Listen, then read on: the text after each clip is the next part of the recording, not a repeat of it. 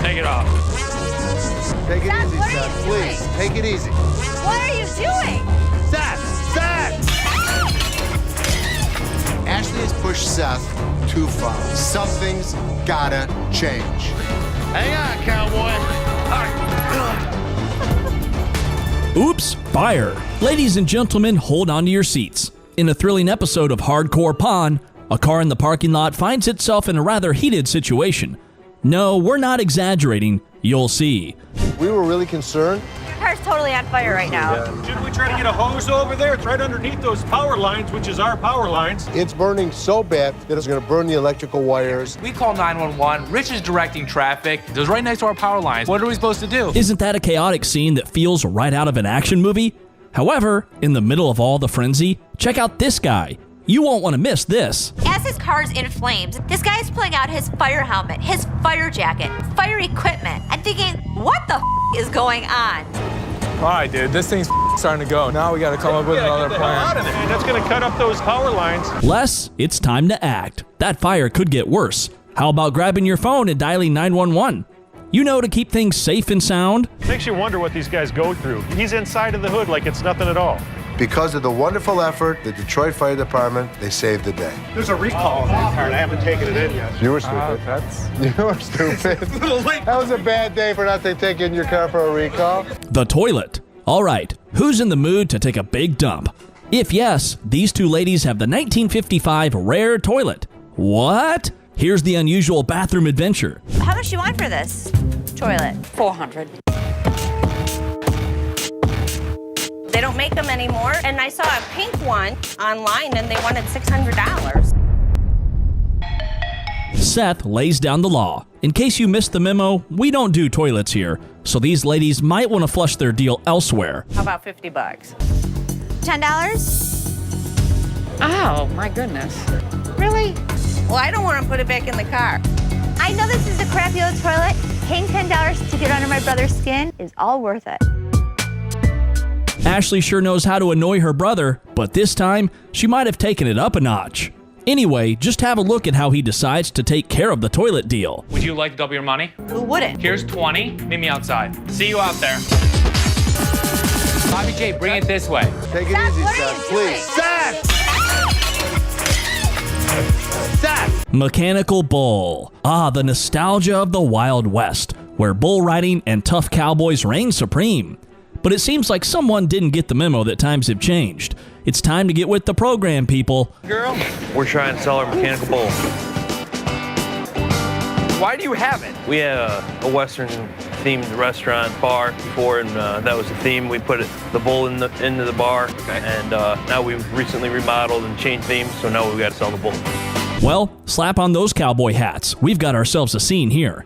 But seriously, who's taking bets on whether they can wrangle a decent price for that rodeo-style bull riding? How much do they cost? They cost around $15,000 to $20,000. How much do you want? $15,000. If I was to buy this brand new or buy this used from you, it's the same price. Rental companies rent these out for $750 a day. There's a lot of revenue potential.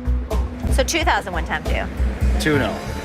Oh dear, it's quite a sight to witness these macho men taking their bull back home. But hang on, because Ashley just might have a surprise up her sleeve. $3,000 right now. 45. 31. 39, you pack it up. That's my bottom dollar. 34. I can't do it. Sorry, good luck. Casket car. You won't believe this one. A man seeks to part ways with his unconventional ride, a casket car, hoping to strike a deal with the pawn shop. I kid you not, to watch for yourself. So explain to me why you bought this? Well, we're really into Halloween, and it's basically the ultimate prop. I mean, our house is decorated, completely inside and out all year round. And by far, I believe this is one of the best vehicle we've ever owned. It's an everyday car for us. Well, Halloween enthusiasts, just let me know if it's the ultimate prop or not. But just wait, aren't we all curious if there was something inside the trunk? 30 years old, it's still pretty good. Are you selling it with the coffin? Yeah, we could do that. I mean, obviously. Is that a fake coffin? No, this is a real coffin out of a funeral parlor. Did it come with the casket? No, I gave it to my wife on Valentine's Day. Really? Oh. Things took an unexpected spooky turn. What's going on here? Maybe it's time we shift our attention from the creepy casket dummies and focus on the deal at hand. How about 1,500? What? Are you joking? He sees the value in a classic car. What's it gonna do? How about 25 with the coffin? Wait. You're really seriously? Thinking about it, yes. 1,600. How about 18? 1,650. No. Monster deals. What? Oh my God. Oh my goodness, brace yourselves. Ashley unleashed a marketing masterstroke that left everyone stunned. Get ready for the jaw-dropping details of her grand plan. Yeah! Horse. Our pawn queen seems to fancy those pony sparkles. Time for some horse trading, folks. Let's see if a fair deal makes it way into the picture. I'll split the second one with you. 125? Yeah. Okay.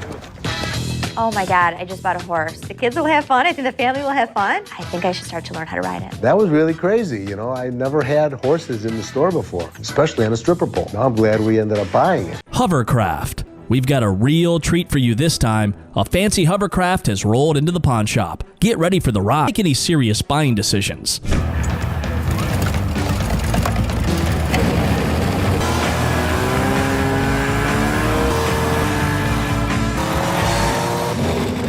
That's awesome. Thanks, man. Well, it does look like a grown-up's dream toy.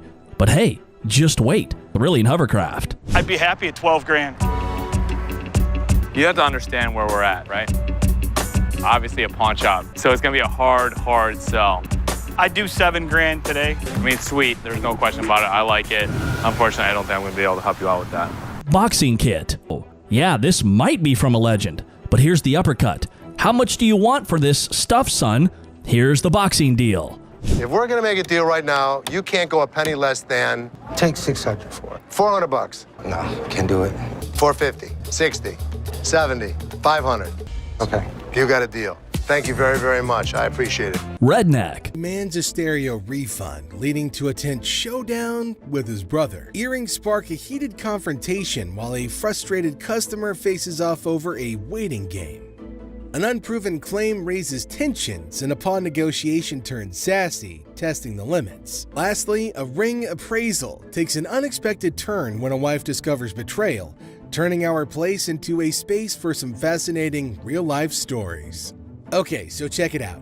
This customer rolls in wanting a refund for a stereo he got from the store. He's not feeling pawn shops and thinks they can't get a cash refund.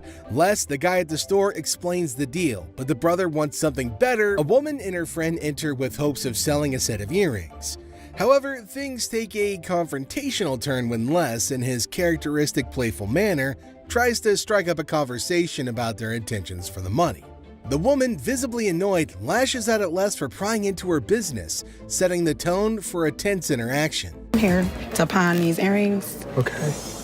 Trying to get $350 for them.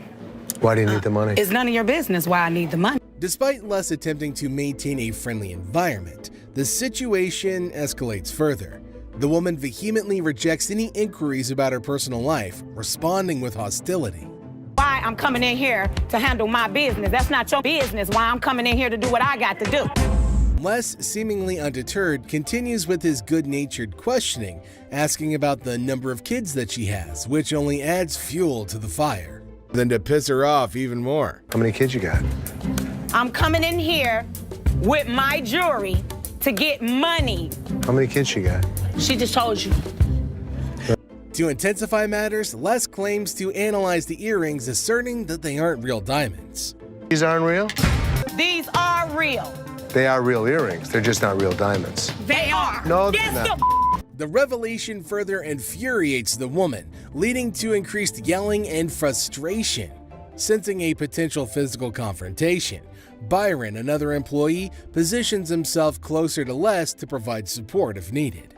Leather coat you got on. It's 1,000 degrees. Who the where's leather? As the women realize they won't achieve their desired outcome, they decide to leave, expressing their displeasure with the establishment as they do. Get her hair fixed.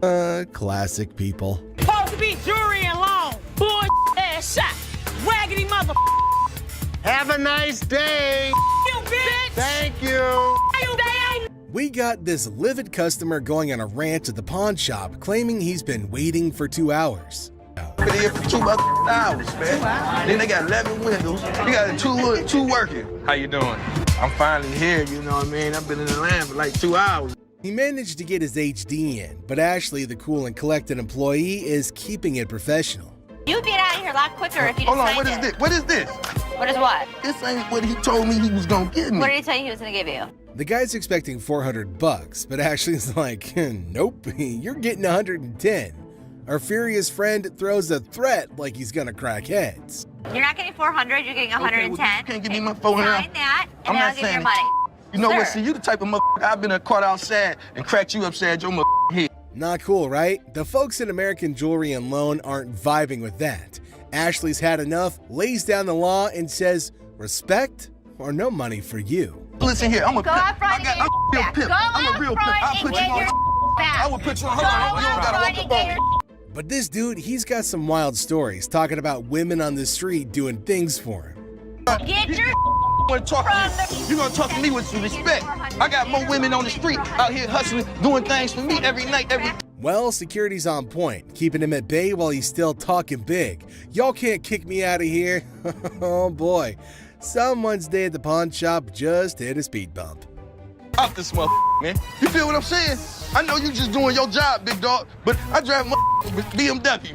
In another scenario, a woman, believing her husband pawned her $5,000 wedding ring due to financial struggles, approaches Ashley seeking its return. I was doing my husband's laundry this morning, and I pulled his wallet out. There's a pawn slip from you guys. So I put it back in his wallet. However, lacking a pawn ticket or any proof of ownership, the situation becomes complicated. Ashley, empathizing with the woman's plight, requests a police report or any documentation to validate her claim. The woman refuses, adamant about not involving the police, and tensions flare. I get why he did it. I just want to come in, pay for it, and get my ring back. Did you make a police report? No, I didn't make a police report. The hell am I gonna make a police report for? I'm not gonna call the cops on my husband. I'm coming to you to get my ring back. Facing an impasse, Ashley is compelled to ask the woman to leave. The exchange becomes heated, and Ashley insists on her departure, prompting the customer to leave the store. Your butt out here and you assist me out. Please, bring it.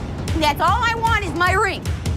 That's it. It isn't Take that hard. your pretty little feet, walk your pretty little legs out of here. You are nuts. Just go back there and give me my. How hard is it? You can't just go back there and type in a name. Do you shut up for a second? Never shut Get the hell out of here. No. It's time to go. Up yours. We've got this customer dealing with some money woes and trying to hustle up a quick $100 by pawning his stuff. Issues that needed solving post haste. I'm trying to get all my stuff out. So, what are you looking to do with that? I'm looking to get $100 for it to help me out. But here's where the plot thickens. The guy's asking for a Benjamin, but all Seth and Les can dish out is a humble $10. What the hell is that gonna do for you? $100 will help me move my out. It'll feed where? my dogs if I have to, wherever I find. Our seller buddy thinks that $10 isn't gonna cut it for his grand plans, like moving out and feeding his dogs. You know, fair enough, but that's the best they can offer. He tries to haggle for $50, but Les shuts it down, giving him a reality check. That's all Seth and Les can offer. What the do you mean it's gonna be a good start? The $10 isn't gonna be. Why couldn't you do 50 for this? Now, here's where things take a wild turn. Instead of just taking the tenner, our friend gets all sassy. Les, not one to take disrespect, drops the cash on the counter, and you won't believe what happens next. Disrespecting me, trying to hand my back to me. I'm not having that. No. Are you kidding me right? The guy refuses to pick up the cash, calling it disrespectful. Or to do this, that's disrespecting it. What the is your problem? Les, not having any of that nonsense, lays down the law. Pick up your money or hit the road. But our stubborn friend goes all, ugh. Pick it up. You want to treat me like a bitch? You're gonna be the bitch. Pick my up. Pick my doll up. Are you insane? This dude walks in with a ring, wants an appraisal, but little did he know his wife was about to unleash some serious drama. Ashley's just trying to do her job, and suddenly, bam, it turns into a full-fledged soap opera. Right here. I also wanted to know how much you guys would give. This dude is literally sweating bullets, and his wife ain't having any of his nonsense. She calls him out for pawning her ring without telling her. What are you doing? He wanted an appraisal on this ring. On my ring? I'ma go grab me some popcorn, cue the drama. Bull. Why'd you take my ring? You're a liar. You needed bike parts and didn't have the damn money. And all of a sudden you got my damn ring. Oof, she slaps him not once, but twice. Ouch. Ashley's just standing there probably thinking, what in the pawn shop drama is going on here? Bonds? Wanted to know how much it was worth, that's all. Why'd you take my ring? I gotta say, no need for security here, the wife's got it covered. She demands to know how much the ring was worth, and the poor guy's just apologizing left and right. The drama here is so intense, it's like a reality TV show unfolding right there on the spot. Couple reaches home. And I am dumbfounded. You're a idiot. Well, Yeah, he's it's the one that hers. gave it to me. That's hers. Just give him the ring. Thanks. Okay, hold on. This customer's on an entirely different level. Picture this, she walks into the shop wearing the coat that she wants to sell. Classic Shannon move, am I right? I'm good, how are you? I'm Shannon. Hi, Shannon. How much would you give me for this? How much you want? At least 1,000. Les asks her how much she's looking for, and Shannon's like, at least $1,000. Les throws out a cool 100 and she loses it, saying she wants more. 100 for this motherfucking coat? I want more than 100. But she claims the coat's made of fox, rabbit, bird, whatever she feels like saying. Made of. Okay, you got me up. It's fox. This is a rabbit, a bird, whatever the I want it to be. So the guys, being who they are, decide to troll her a bit, and Les even pulls in a fur expert who says it's worth $1. You gonna give her more than $100 on that? I'm gonna give her more than $1. What the $1? Hell, who the is he? He's my fur expert. Shannon isn't having it and causes a scene. Security gets involved, and she's out the door. Security too? There you go. Oh! Y'all motherfuckers don't know who y'all with up in. A female customer arrives claiming that her niece purchased a lovely earring from the store. However, upon closer inspection, she discovered that a diamond was missing. The catch? You guessed it, no receipt. Without proper proof of purchase, she hoped to return the earring and secure a refund. The diamonds was missing, and I wanted to know, can I get my money back? Do you have the receipt? No. Do gifts come with a receipt? Yeah. No, well, this one didn't. Ashley, ever the voice of reason, inquires about the receipt, and the customer admits that she doesn't have one. Ashley explains the store's policy regarding cash refunds and, crucially, points out that the jewelry the customer brought in is fake, a type of item the store does not deal with. Tensions rise as the customer becomes impatient, demanding her money or a different pair of earrings. Oh, cash refunds. One more problem that's really key to this whole thing. These are fake. And we don't sell fake jewelry. Well, it's gonna be hold some on, in here. hold on. Never Well, excuse me, anybody buying any jewelry from here? Don't get no more jewelry from here, because this ain't good. Hey. Bobby J, provoked by the escalating situation, engages in a heated exchange with the customer. I'm talking to him. I'm talking to Sir, you. can you help me? Can you give me my money? Can you give me a different pair of earrings? Anything. No. Oh, wait. No. Your short ass No. gonna tell me. Are you angry because your that I coat's so can't- tight? No, my coat ain't tight. You show my little back there. I think it's time to leave. I think it's time for the back.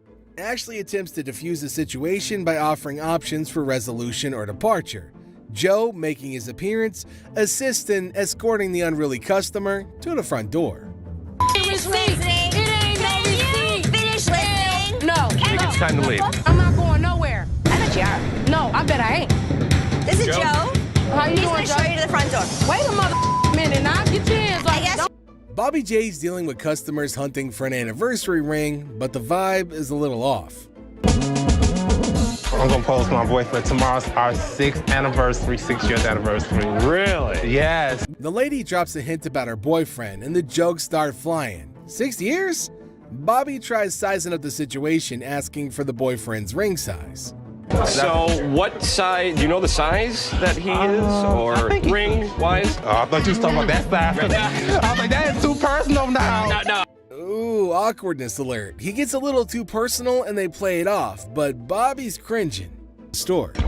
Now, I gotta practice now. I'm gonna pretend like I'm close to you, okay?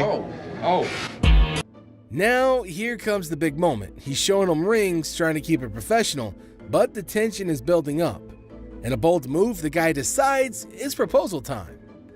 Now, Tay-Tay, we've been together for a while. Will you marry me?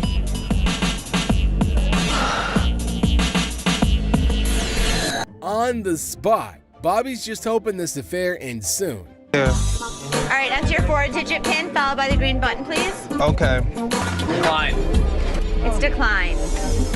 It is not declining. You better It's okay. Hell no. Things were strained between them all. Oh, sweet mother of relief. She says yes. But wait, things take a nosedive. The payment goes south. Yeah, Ashley messes up and the lady's not having it.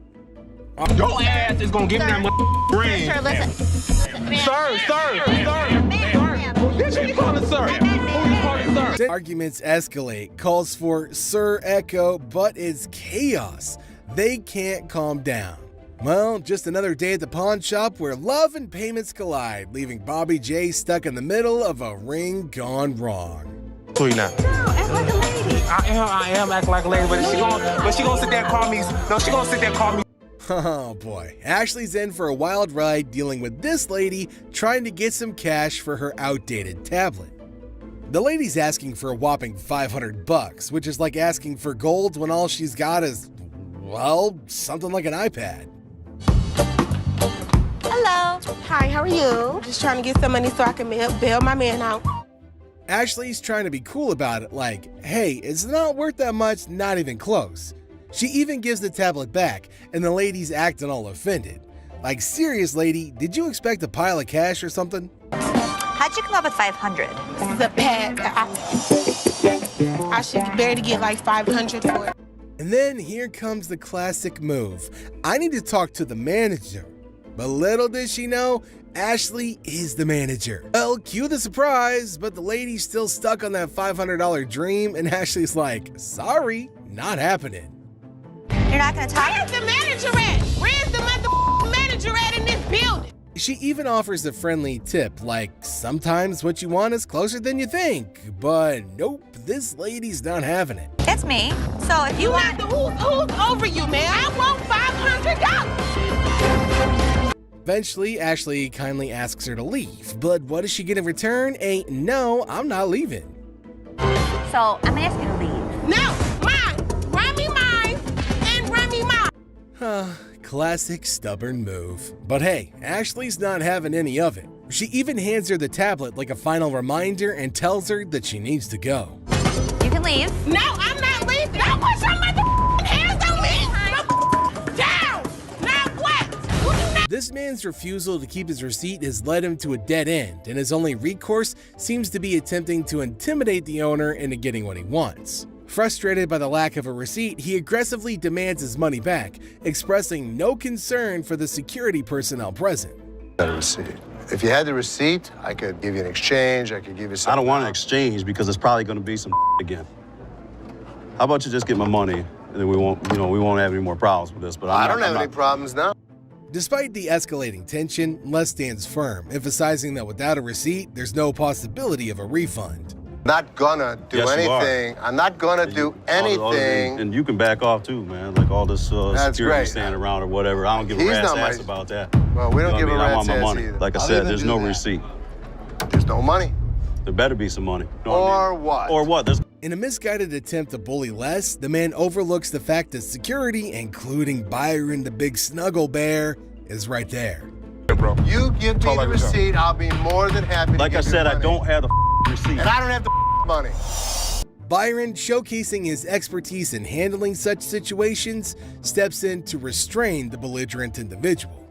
As the aggressor attempts his first blow, Byron efficiently intervenes, not only preventing any harm to Les, but swiftly escorting the unruly man out of the store. Come on outside. We got you, buddy. Bring a couple more. Come on. We got you. Bring a few more. All we need is bring all y'all out here. Come on. So this customer shows up, claiming she's in a rent pinch and wants to pawn her ring.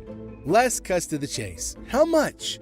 She shoots for $200, but less counters with 80. I was coming to pawn my ring because I have to pay my rent. It was due a couple weeks ago. How much did you want, man? $200. 200. Well, what I can do is I can give you 80. $80. $80. I'm not just about to let you have this for $80. I paid $500 for this. Now she's not having it, insisting she get paid $500 for the ring. Les tries to educate her on how pawn shops work. They can't offer more than they can make back on a deal. But this lady is off the rails, losing control. She's determined to get what she wants, even if it means crossing lines. Understand? How would you? Man, what? Les remains unfazed, thanking her for the spectacle that he just doesn't give a you-know-what about. Thank you. This woman could not keep control of herself. I don't know what the hell her problem was. I don't give a what her. Two men walked into the shop, clinging to a computer system as ancient as they were, expecting a whopping $1,000 for it. Seth, incredulous, thought that they were joking, as the last time he saw such a computer was back in the 80s. Offering a reality check, he mentioned that these relics would be worth around $400 if bought new. About $900. I thought that they were kidding. The last time I saw one of these computers was in the 80s. To be honest, if you bought these new, it's about like $400. Undeterred, the men insisted on needing more money. Seth, in a straightforward manner, stated that the best he could offer was $0. This did not sit well with the men, who seemed poised to start a scene. We need more than that. Yeah, we need more money than that. What I can offer you is $0. However, the unexpected appearance of a security guard quickly changed their minds. Seth attempted to clarify that such computers were considered antiques and that he was trying to help. Frustrated, he expressed his inability to deal with them any longer. The men, persistent in their desire for $800, were met with a resolute $0. Most people don't get that aggravated when they bring in like ancient artifacts.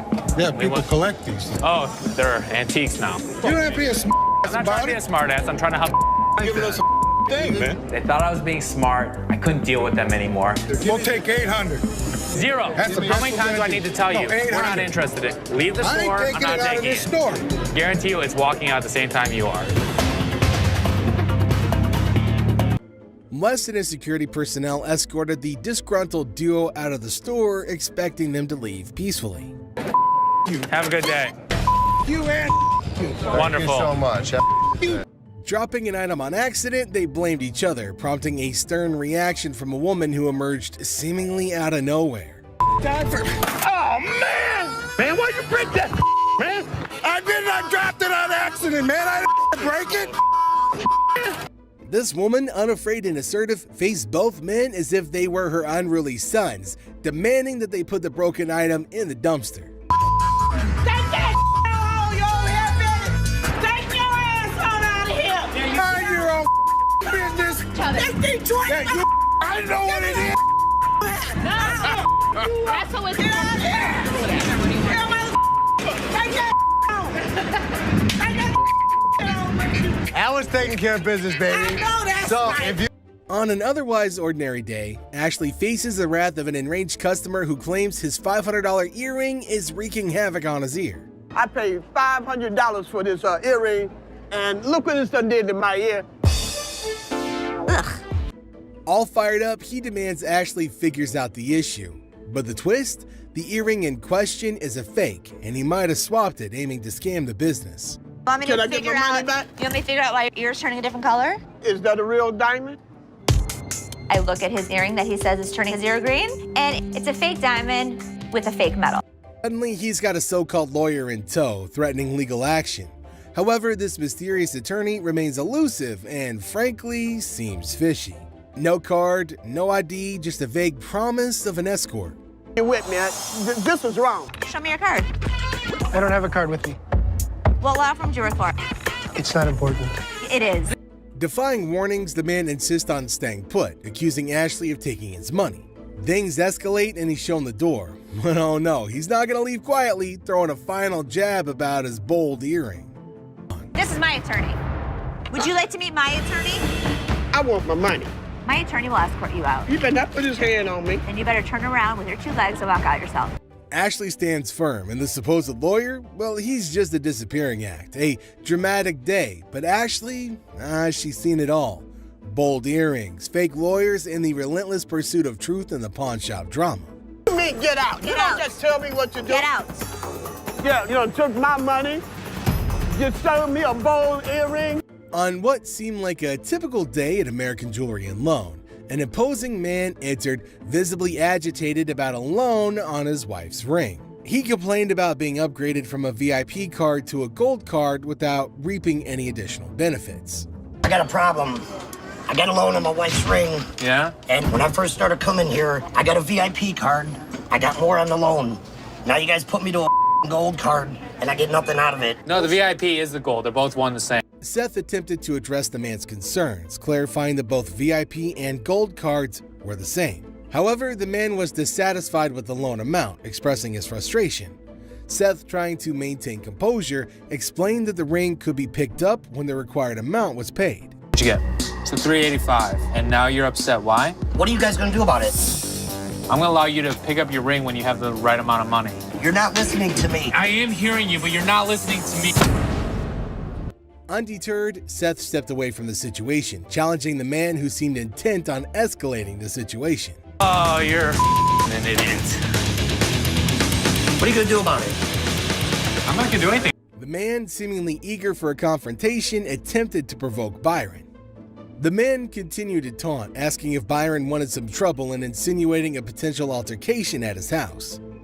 Byron, maintaining a calm demeanor, declined the invitation and firmly showed the man the exit. The situation, despite the man's aggressive behavior, was diffused without further escalation, thanks to Byron's swift intervention. Whatever you got to bring. Come on! Where are we going? My house, right up that way. I'm not going home with you. No thanks. That's what I thought, bro. you thought right. This. Hello! That's what I thought. Here we've got a customer trying to sell an unusual combo of speakers claiming they're worth $1,000. It's like this. You listen to the music, you're gonna barbecue, this is the best. I cook shish kebab, very good food. When the gold sibling smells something fishy and decide to investigate. Questions about the speaker's damaged cones and a hint at dumpster diving arise. I think I like $1,000. Really? The customer insists on $500, making threats if denied. The siblings see through his game and call out his attempts to play him. His accent slips, and instead of admitting defeat, he tries a feeble "I'll be back" routine, as if auditioning for a Schwarzenegger movie. I have a question for you. Yes. The cones on the speakers. Yeah, what happened to those? This is how I get it. Really? There's nothing wrong with it. Where'd you find it? The dumpster? $500 give me, I'm gonna be nice, and that's it. Why? What would happen if we didn't give you $500? You're not gonna be nice? But hey man, this ain't Hollywood. The Golds stand firm, unimpressed by the intimidation tactics. No scare tactics or Arnold impressions are gonna cut it. The customer's dramatic exit promises a return, but the Golds, they're not buying it. I'm gonna get very, very angry right now. That wouldn't be smart. What? What you gonna do about it? Listen, you're not gonna scare me. Like that. You don't scare me, punk. So what are you gonna do? You don't scare me, I'll be back. Oh, what are you gonna do? I'll be back. What are you, Arnold Schwarzenegger? I'll be back. Go back inside. The couple entered the shop, seeking Bobby J's assistance to upgrade a ring. Excitedly, Bobby J started the process, asking about their preferences and suggesting options. I'm looking like to upgrade her ring. Okay. Need something bigger. Okay. Let me see this ring. So you want to... I can take it off. You want me to take it off? Yeah, that's fine. Okay. That's fine. You want to go with a marquee? You want to stick with rounds? However, tension quickly arose when the woman noticed her companion's distraction and questioned him about somebody named Tina. Who is Tina?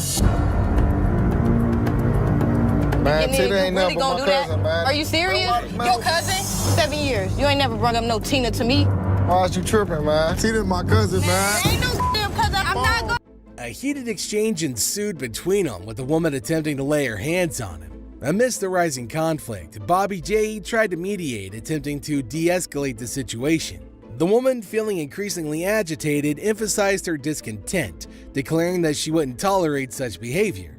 The incident, although intense, highlighted the challenges faced by Bobby J in managing not only business transactions, but also the personal dynamics of some customers. Whatever. What you gonna do? What you gonna do? I ain't playing with you. What you gonna do? No, whatever. He gonna keep playing. Despite his efforts to guide them through the ring upgrade process, personal issues took precedence, leading to a heated confrontation. Man, quit hitting me, Let's stop. We're gonna go to jail. Les wakes up feeling like a fire-breathing dragon, ready to roast anyone who walks in. And guess who strolls in? A clueless dude looking to pawn some sparkly stuff. Les starts the roast slowly, asking about the dude's marriage. No, big mistake, dude, bro. Out pops this crazy story about anniversary gifts and grandma's jewels. Les smells something fishy, and boom, he calls the dude out on his fake baubles. Finally, they're back to business. Get a watch for my wife's anniversary. Oh, it's not your anniversary too? Well, yeah, it is mine too. How many years you been together? 25 years. Oh, okay. How many good ones? So how did you get these? Well, we were going through some of her jewelry. Now, any sane person would slink away with their tail between their legs, but not this drama llama. See, he starts spitting insults about Les's wife, which is like poking a grizzly bear with a toothpick. Les sees red and for the first time ever kicks a customer out of his own pawn shop. 2 customers, actually. Both of us. It probably is. But it was fake when it was made, and it's still fake. I got an anniversary coming up. I'm not getting in trouble. You're married, right? I am. Okay, I've seen your wife. Listen, mother, there's 2 things you don't talk about. What's that? My wife and my family. Oh, so here's the deal. The air crackles with tension, but the other customer just chills like a cucumber. Guess drama ain't their style. This ain't some Hollywood brawl, folks. This is the pawn shop smackdown, with Les unleashing his verbal fury and 2 dudes getting escorted out faster than a bad burrito. 2 of you. Here's the deal. Get out of here, 2 of you. I'll hurt you guys so bad. Sure you You will. better get them friends. Sure you will. 2 people. It's evident that the Gold siblings don't have the best relationship, and in this particular episode, Ashley decided to interfere with a potentially profitable deal for Seth. The customer brought in a valuable 1970 Detroit Tigers autographed baseball, hoping for a fair deal. How'd you get it? My grandfather left it to me. This is a great collector's piece. It's signed by not only L. Kaline, but Norm Cash. For the right price, I'll be able to make a huge score on it. Seth, recognizing the item's value, was negotiating smoothly until Ashley barged in, disrupting the flow. Ignoring the potential earnings, she proposed a mere $250, significantly lower than the customer's expectations. Seth, aware of her intentions to provoke a conflict, tried to salvage the situation, suggesting a more reasonable $500. Looking to have a good time down south. Yeah, but you're not bringing me something that's worth about $1,500. To me, it's worth more than that. But why? You're not an avid Tigers fan. What have you got here? I've got a 1970 Detroit Tiger autograph baseball. How about $250? $250? No way. No way. Ashley persisted with her lowball offer, causing confusion and frustration for the customer. Instead of addressing the customer needs first, the siblings engaged in a heated argument, making a spectacle of themselves. Ashley's refusal to understand the item's value and insistence on her insulting price only added to the chaos. Ultimately, the siblings missed an opportunity to make a profit, showcasing their relationship. How about $500? No, it's got to be higher. I said $250. I'm at $500. Do you know who signed that ball, Ash? It's not worth the $1,500 he wanted. Can I have my ball back? Do you want to give him his ball back, or do you want to act like a I don't total know. ass? I want to spit out another price to really insult him. Are you serious? No, you can't close a deal. You just don't know how to close a deal. I close every deal. This lady stomps in demanding stuff her way, unless he ain't playing patty cake. He throws her own words back like boomerangs, leaving her flustered and spitting curses. "Hurry up, I gotta be at work," she screeches. Les, cool as a cucumber, calmly says, "Come back when you got time, or maybe someone less yelly can help." Bam! 1 punch, straight to her rudeness. Please. So I gotta be at work at 3 o'clock, so please. Ma'am, do you want to come back when you have more time? Can you get somebody else to serve me? When you're screaming at me, I'm not going to speed up the process. How many more times did I tell you? Yes, I want my store credit. Couple more times. Well, I guess Just a so, couple. because she showed not listening. Just a couple times. And I hope you have fun with your thousands and help burn with you when you burn it. Oh, but this lady, no, she ain't backing down. She throws around threats like confetti, wishing fire and brimstone on Les. Now, Les ain't no saint, but nobody deserves that kind of abuse. He shuts her down quickly. I won't be disrespected. Boom. Another verbal jab from the man himself. Burn with you when you burn it. When she talks about when I die that I'm gonna rot in hell, I'm not gonna allow anybody to abuse me like that. The air crackles with tension, thick enough to slice with a butter knife. This ain't your average pawn shop squabble. This is a war of words, with Les standing his ground against a hurricane of rudeness. This guy ignored Les's repeated warnings not to touch the merchandise, displaying a complete disregard for basic rules. Les, trying to prevent any mishaps, urged him multiple times to leave the items alone. Hey sir, don't touch it, put it down. It's okay to be curious, but leave it down there, Les emphasized. Despite the clear instructions, the dude continued to ignore him, insisting on inspecting the merchandise up close. Hey, sir, don't touch it. Sir, What? put it down. I told you not to pick it up. But how am I gonna see if it's gonna work? The man retorted, challenging Les's authority. But rather than apologizing, he confronted Les, questioning his approach. It's $300. Hey, sir, just leave it down there. But I'm trying to, how am I gonna see if it's gonna work? I told you not to pick it up. Isn't that what I just told you, sir? Les, maintaining his composure, reminded him, I told you not to touch it. You're not one of your kids. The man, unfazed, continued his confrontational stance, underestimating Les's authority. You got a piece of that I pick up. I told you not to touch it. You know, I'm not one of your kids you're gonna raise your voice at. You're all badass when you're back there and he's over. Byron, the security guard, intervened, warning the man that he was fortunate to have someone there to prevent further issues. The man sarcastically remarked, "Oh man, am I lucky? It's my lucky day," showcasing his lack of remorse. Yeah, you're lucky you got somebody here. Oh man, am I lucky? Yeah. It's my lucky day. Oh, the Pawn Stars shop is about to erupt like a volcano fueled by testosterone. Seth, fresh-faced with new ideas, tries to change Les's security rules like they're yesterday's newspaper.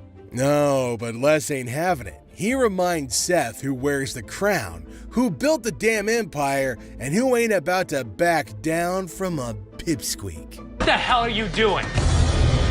You tell my guys after I set policy that the policy is being changed to your old bullshit ways? You gave them each a department? Yeah, doesn't it make sense? Doesn't make sense. It belongs to them. What do you mean it belongs to them? They own it. They can own it. Well, I can run this place better. I know exactly what needs to be done. Who the hell are you messing with? Les roars. I set the rules and you change them after 5 minutes? You think you own the place? Newsflash, Sonny. You work here. You don't rule here.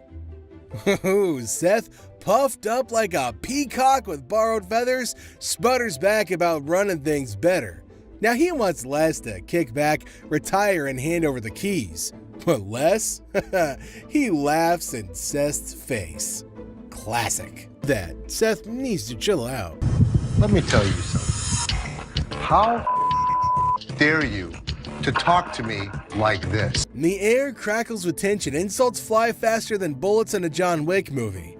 Seth throws out accusations, calling Les outdated and stubborn. Les counters with jabs about inexperience and disrespect.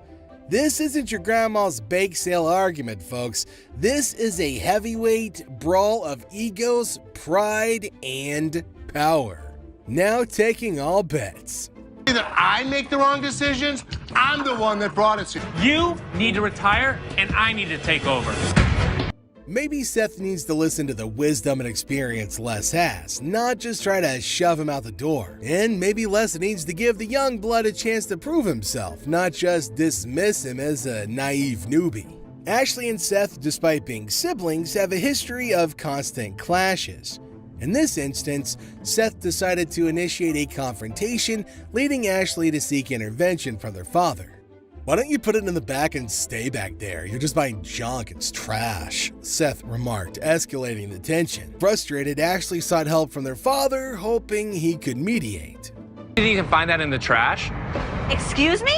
Why don't you put it in the back and stay back there? You're just buying junk. It's trash.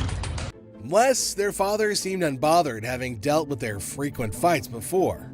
Seth's continuous teasing and Les's indifference fueled Ashley's anger. It's disgusting how he talks to me like that. I don't have to talk to you. You don't know what you just said. Oh, sir. No, you aren't. Go ahead, Beth. Stop saying you are when you weren't, Dad. You were in the office. You did not just hear that.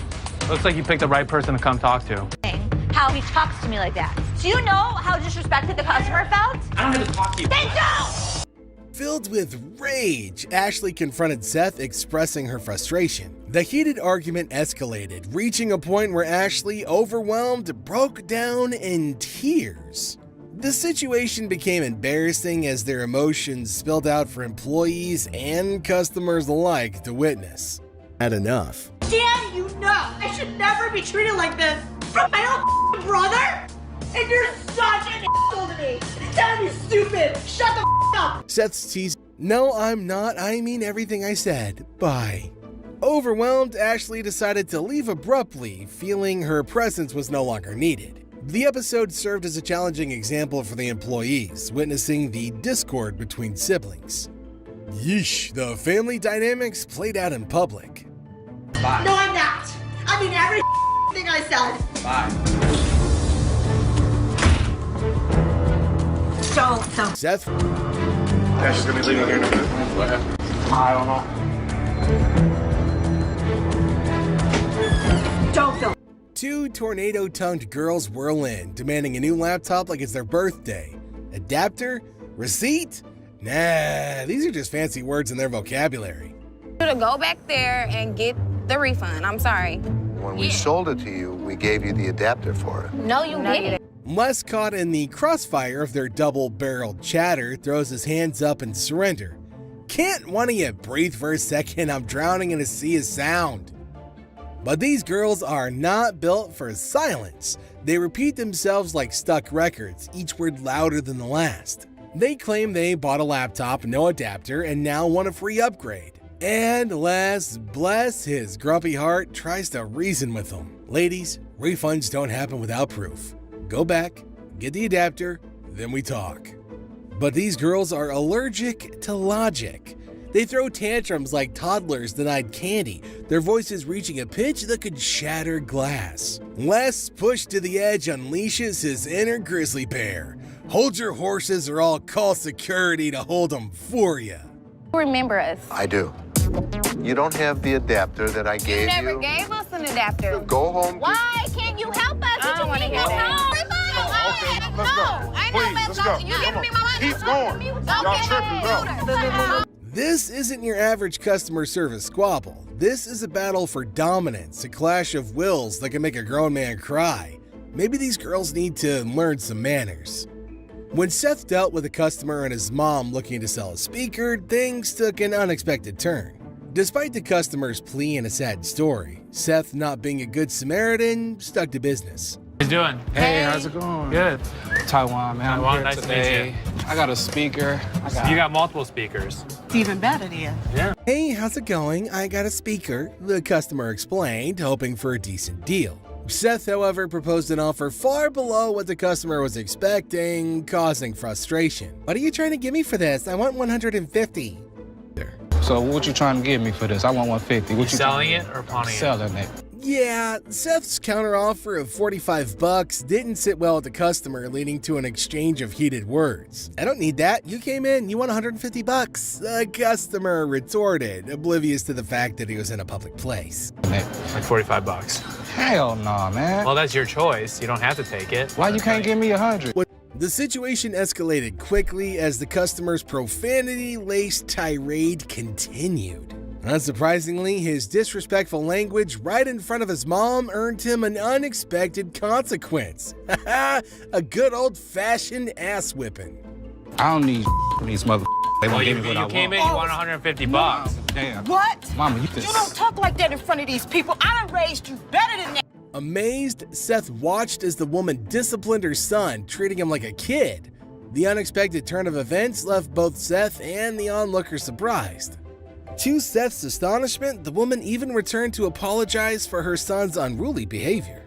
Actions, he got himself an ass whipping. Take you nowhere. It's the whole city without you. Mother. Boy, Oh, man, I ain't seen a whooping in a while, man. Seth, I am so sorry. No, that's fine. I apologize. I appreciate that. Thank you. Thank you. Handling my security staff. Seth's patience is hanging by a thread as this customer blows in like a hurricane, demanding her computer. No pawn ticket, no ID, just a whole lot of bad attitude. I'm here to pick up my computer. Sure. I lost my pawn ticket. Okay. You have ID? No, I gave it to the lady over there. I gave my ID, I waited, I need my computer now, she hollers, each word a frickin' sonic boom. Seth, bless his soul, tries to navigate the storm, gently steering her to the right window. But this lady's got a temper that could melt solder. You're ready. I just walked over here and waited a moment. Okay. How many moments did you wait? Are you an idiot or something? I'm just trying to understand what you're saying. I need my computer. Well, she gets her computer, takes one look, and ba-boom! The volcano erupts. It's scratched, stained. This wasn't like this before. Her accusations fly faster than a pawnbroker's calculator. Seth, now juggling exploding customers like a circus clown, tries to calm the waters. I would like to get my computer, please, because he can't understand. I need you to sign. Here you go. Here you go to $247. But this lady's got as an insatiable an appetite for drama as the blue friend does for cookies. New computer, I want another one. Ugh, she screeches, pointing the finger like a loaded weapon. Ooh, and Seth at the end of his rope sees red. You scratched it, lady. Watch your back. Oh, no. I need to see somebody up in here. Yes, ma'am. Yes, my computer's all stretched up and stained up. It wasn't like this when I brought it here. It says scratch. No, I did not bring this computer in here like this. I want me another computer for me. That's an apple. What a talk about some tension. Thick enough to cut with a spork. Insults volley back and forth, each one sharper than a pawnbroker's wit. Holy crap, this isn't just customer service, it's a verbal gladiatorial arena. You scratching all over. Watch your back. Nah, watch yours. Let me get that door for you. There you go. Get that my ass. I think we're gonna get a twofer. Kick all this. When this customer crossed the line and threatened them, Les swiftly had his security team remove the unruly man. Despite the initial confrontation, the situation took a foolish turn as the man decided to escalate things by sending death threats their way. To threaten them, Les had his security haul him out immediately. You're gonna what? You heard what I said. I didn't hear what you said. Tell me what you're gonna do to me. Watch your Get your hand out of my... You're gonna what? Tell me what you're gonna do to me. The man's aggressive behavior continued, leading to security promptly intervening to prevent any potential harm. The man's absurd threat to kill them raised serious concerns about the safety of everyone involved, when he decided to send death threats their way too. Kill you, motherfucker! Who you gonna kill, huh? My face. Who you gonna kill, huh? Get out my face. Quick to react, the security team subdued the man before he could act on his threats. With law enforcement on the scene, the fear of facing consequences seemed to have a sobering effect on the agitated customer. It's pretty amazing how a night in the local jail can change one's perspective for the better. Ashley reported the incident, emphasizing the severity of the threat, and the officers took charge of handling the situation. The presence of law enforcement likely contributed to the man realizing the serious repercussions of his actions. Hi, I have a threat up here at American Jewelry and Loan right now. So I was standing behind the counter, and he came up screaming. My security guard came in and started escorting him out. As he was going out is when the... Despite his initial rage about losing his belongings, the man seemed to backtrack a bit, attributing his outburst to venting frustrations. While it's not an excuse for threatening behavior, it sheds light on the complex emotions that can arise in intense situations. I was mad because I lost all my stuff. I might have did say something to that effect, but it was only venting, like any normal person would. A clueless dude stumbles in, looking for a generator thingy that makes magic light. Seth, bless his soul, tries to explain the whole electricity generation thing in kindergarten words. But this guy, denser than a block of concrete, bro. I'm looking for something like a generator like this. You want to generate electricity, yeah, right? That's what a generator does. So all you do, open up the gas can. Sure, $900 for that rusty hunk of metal? The dude literally bellows. Oh, 55's my limit, maybe 6 if I squint real hard. Seth, his patience thinner than a pawn shop receipt, tries to negotiate, but the dude just digs his heel in like a stubborn mule. But I don't have 900. What do you have? I only got like 5. 500? Yeah, I could push it to 6. I'm pretty firm in 700. Could you fire it up at my house? Once you purchase it, you can actually take it to your house. This is ridiculous, dude. Okay, the dude wants to borrow the generator. Borrow, like, take it home for free, play with it, and maybe, just maybe, return it someday? Seth, his face turning the color of a bad burrito, politely explains the concept of buying and owning things. But the dude bro's ears are firmly shut, locked in a world where generators sprout money and pawn shops give stuff away for free. You want to buy it or not? I want to borrow it at least. Borrow it? What the f worth? Give me $700. You can borrow it indefinitely. You want to bet? Excuse me. Have a good day, sir. The hell out. Seth finally explodes, his voice cracking under the strain. The dude, as surprised as a goldfish with a harmonica, stumbles back sputtering about ridiculousness and bad service. And just like that, the Pawn Star Circus gets one more clown ejected from the ring. Ridiculous, man. Your store, bitch! I really think you offended my poll. I think I don't give a Seth and Ashley took a bold step, meeting a potential buyer for one of their stores without informing their dad beforehand. Despite their differences, they decided to work together on this venture. However, their plan took an unexpected turn when they discovered the potential buyer was someone they knew all too well.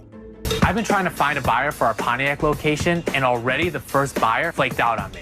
But thankfully, I got another potential buyer, and Ashley agreed to meet him at the... Upon realizing the situation, Les, their father, expressed his disappointment and frustration, questioning their actions. Les rightfully felt betrayed and had every reason to be angry. All too well. What the were you thinking? Did you not think that I know everything that's going on? Despite his attempt to make them understand the severity of their actions, Ashley and Seth appeared unapologetic. Doing best for the business. Don't tell me what's best for the business. Ashley attempted to shift the blame while Seth tried to justify their decision by claiming it was in the best interest of the business. Les, disgusted and appalled by their behavior, decided to leave them behind and head home, expressing his loss of trust in both of them. If you keep this place, we're gonna lose money. It doesn't take a genius to understand that your empire that you built in Detroit is going to over here. Cut your losses. Trust was shattered unless the patriarch felt deeply hurt by the unexpected actions of his kids. Trusted them both. I can't even look at you right now. A customer wanting to pawn what seems to be used hair, claiming it's like Beyonce's. The Gold siblings, however, are quick to point out the health department's rules against selling used hair due to hygiene concerns. It's a very cool piece. And This look, is I can brush for you too. I can brush it too, and you can calm me. Bam! Hold this first name. I'm sorry. The health department won't let us sell used hair. Okay, so what's wrong with that? Because it's personal. The customer remains adamant, arguing that people sweat all the time. The Golds, though, maintaining a friendly tone, stand firm, emphasizing the unhygienic nature of the request. Hygiene. It's personal hygiene. People sweat. Let me ask you a question. All the time. They When got was the all this last up in here, time- funky. Despite their attempts to explain, the lady insists on the deal, showcasing her persistence. The situation becomes awkward as the Golds try to navigate the delicate matter, politely declining the unusual offer.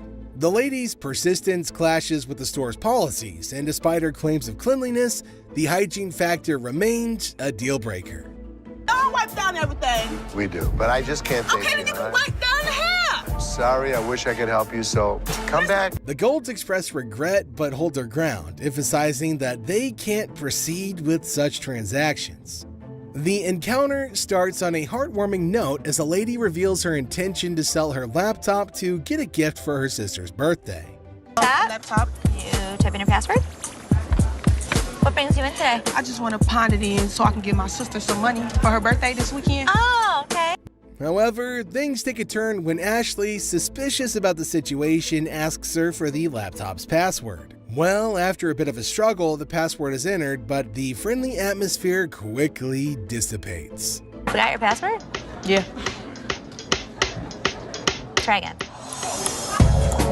As Ashley negotiates the amount for the laptop, the lady becomes increasingly demanding, insisting on a specific sum.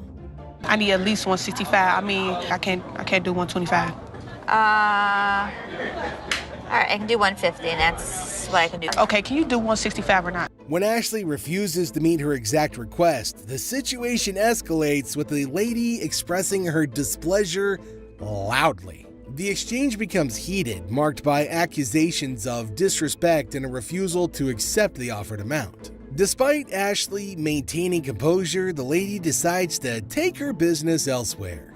I actually asked. It's so disrespectful. Well, I'm sorry. I told you I can't take 150. You know what's disrespectful? That Learn how to talk. Learn how to talk. Learn how to talk. 165, then I can take my business somewhere else. Flat out. You done? I don't give a. Like I said, I don't care. I can take my business somewhere else. Are you a lady or are you a baby? Excuse me? In an unexpected move, she directs her frustration towards an innocent bystander, issuing threats and escalating the tension. Instead, she decided to turn her eyes towards an innocent bystander. I'm talking to you, bitch! What the you looking at? You know what? Take us outside. What the you looking at? What the you looking at? Fortunately, Joe, another employee, steps in to prevent a physical confrontation and escorts the lady out to avoid further disruption. Tell me, bitch, you looking at me? You want to do something? Do something! We get folks of all kinds, happy, sad, mad, crazy. A customer struts in wearing a chicken costume, causing a stir. The Gold siblings, maintaining their humorous side, engage with the chicken-clad visitor.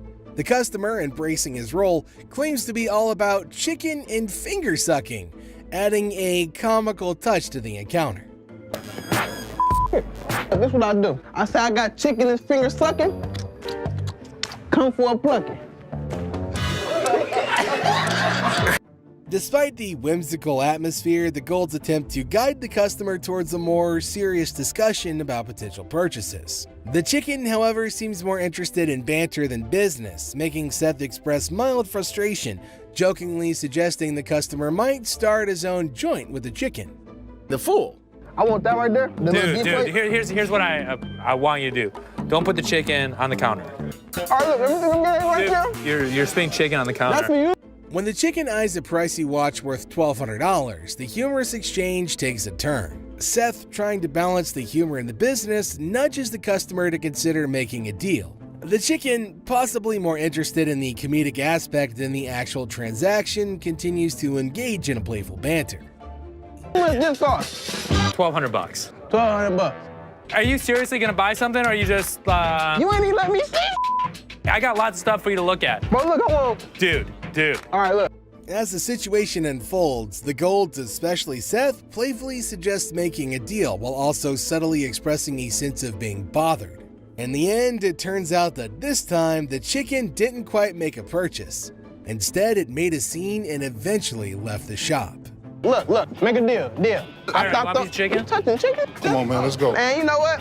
You ain't got to touch me. Turns out when the chicken crossed the road, he went to a pawn shop, made a scene, got kicked out. There you go. So Seth's still fuming after that disrespectful encounter, and now Les wants to have a little talk with his kids. Seth's face shows that he's in for it, and Ashley trying to stir the pot, but Les is having none of it. Les is like, "Come on, Seth and Ashley, let's chat." Seth's pain seems to have vanished in his anger. Les is pretty upset, and he's blaming Seth and his new system for the whole mess, even though it's pretty clear it was just an unreasonable customer causing a ruckus. Where the hell's Seth? Seth, come on with me. You too, Ashley, come on. This guy made me so angry, I don't even feel the pain anymore. Wow. I'm sick of this. Seth is trying to defend himself, but Les isn't having any of it. He's taken back control of the store and Ashley's trying to bring up sibling rivalry stuff, but Les shuts it down real quick. Tough love, you know? The guy out there screaming and yelling at me because of something that you did? Your system does not work, Seth. I've been watching it go down all day. This is so typical of my dad. He hasn't even given me a Les is laying down the law, telling them people have been waiting too long and he's not interested in anyone kissing up to him. He's had enough for one day and just wants them to get back to work. No more arguing, just go back to work. Folks, classic dad move. Too long. Exactly. Stop kissing my ass. I had to deal with more than I should have today. So here's the deal. I'm in charge. Tell him I told you not to do it. I don't want to hear it. Just go back to work. It's pretty hilarious how some guys just can't handle it when the pawn shop won't drop big bucks on their trash. The pawn shop guy's like, sorry, not interested. And this dude flips out, calling for someone else like he's about to get the royal treatment. We're not interested. Let me speak to somebody else back there. Lame ass. I ain't really want much but a few bucks, but they was on some bull. Go get somebody for me, dog. This made me act up. Yeah, what's going on, man? What's going on, cuz? I was trying to tell your man, let me get a couple dollars, you know what I'm saying? About 30, 40. You know? Yeah, I'm not interested. He's all like, I wasn't asking for much, just a few bucks, you know, like 30 or 40. But reality check, buddy, the pawn shop isn't handing out cash for stuff they can't make money on. It's not a charity. This isn't UNICEF. That we couldn't make money on. There's times that we just can't take old merchandise. This was one of those times. Hey, yo, man's carry my out then. Y'all want to do like that, y'all. So he's getting all riled up, telling them to get somebody for him, and the poor pawn shop owner, Les, is just trying to keep his cool. He's surrounded by this guy acting all tough. You almost feel sorry for Les, who's doing his best not to lose it. But then this dude goes too far. Listen, don't be throwing the at me. You understand? You understand? Don't be ever throwing the at me. You understand that? You understand that, man? After all that, Les has had enough. He's like, you want to act like that? Fine. It's like watching someone poke a bear with a stick and you just know it's all about to go down. Classic pawn shop drama, right? All right. I got a better idea. How about if we don't have you come back in here? Bro, it's like that? Hold on. Y'all ain't over here anyway. I smack the out your ass. Don't even reach behind nowhere. Reach what? Nigga, if I got it, got it. Reaching, Jonah. Don't be killing my stuff. I don't care how old I am. I'm never too old to beat you. Threatening me that he's coming back. Does he think we don't have security cameras? Does he think we don't know what his license plate number is? It'll be his worst day if he even thinks about doing anything. Just another regular day at the pawn shop. Folks coming and going. Some with smiles, others not so much. Now here comes this guy strolling in hoping to snag $100 for his gold chain. The receptionist is all cool, approves the loan, everything seems pretty chill, right? Oh, bro, hold on, let me prove my point. Now here's a guy who walks in hoping to get a loan of $100 for his gold chain. And you know what? The receptionist happily agrees. Loan approved, right? How much would you like? $100. Okay. I can do the $100. Well, hold on to your butts because it's about to get wild. This dude, looking polite, hands over his ID for verification. But boy, oh boy, he throws in this 20 business out of nowhere. He's pointing at the sign, claiming it's right there. He should get an extra 20%. Right? What 20%, sir? The sign right here says I get 20%. The receptionist is baffled and the dude's politeness evaporates into thin air. Not intense. Sir, I don't know what you're talking about. Is you serious? Yes, sir. Ma'am, you ain't never seen the sign? Well, the man's voice gets louder and he's asking if she's ever seen a sign in her life. Oof, talk about intense and rude. 20%! You said you gonna give me 100. I get 20% of 100. The guy keeps insisting that he's supposed to get that extra 20 with his $100. The whole shop's on alert now with bodyguards ready and even Seth, the boss, stepping out. Well, the tension is rising and the customer won't back down. Their pawn shop, bring me in the ticket, and when you take it out of that pawn shop, I'll give you 20. But does our furious customer listen? No way. He's demanding to see the manager, and Seth steps up to explain things patiently. Well, he keeps shouting, demanding his 20, hoping someone's gonna back him up. The bodyguard quickly takes it back, and the customer leaves, cursing and grabbing a plant to throw on the ground. Yep, it's never a dull day around here. Crazy, huh? Straight up, my man. Let us go. Let us go. 20%. The angry customer doesn't even give Seth a chance to explain. Get something out this, bro. I'm you down for this time, my man. I'm gonna chase you down. Gotta admit, that's a bit hilarious. But the bodyguard quickly snatches it back, and the customer keeps cursing as he leaves the shop. But wait, there's more. To show his anger, this guy grabs a harmless plant and throws it on the ground. $20 worth right there, bitches. Oh, man. What did the plant do? Well, as we close this journey through the pawn shop's chaotic moments, it's evident that Les Gold and his team navigate a unique realm where deals are not just transactions, but narratives, woven with tension, humor, and a little dash of the unexpected. Whether facing threats, family disputes, or the whims of eccentric customers, the pawn shop remains a stage where characters clash, emotions flare, and the pawnbroker's wit is constantly tested.